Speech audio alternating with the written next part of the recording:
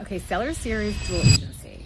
Almost every time I meet with a seller for an interview, they ask me how I handle if I have my own buyer for their home when I list it. And it's an interesting conversation amongst brokers, and I will tell you what I do. So every agent's gonna have a different answer to this. I can only answer how I handle this. If I have a buyer who's interested in bidding on one of my listings, I will not represent that buyer in the negotiations. So I will hand them off to a colleague who has no relation to my business, who doesn't know my sellers, who has no knowledge of what's going on with the deal, and someone I trust a lot.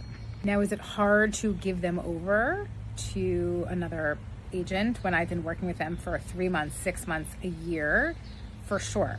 But I don't feel like it's fair to my sellers or to my buyers if I have information from both sides, and neither of them will be getting sole representation for me.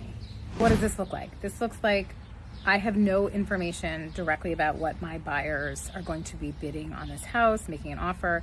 The other agent will coach them through the offer. If their offer is accepted, they will schedule their inspection. They will go to the inspection with them. They will help them negotiate their end if there's anything to negotiate for the inspection. They will work with their attorney. They will basically represent them from offer through, at the very least, contract signing, and then we can regroup and see how everyone wants to handle things moving forward.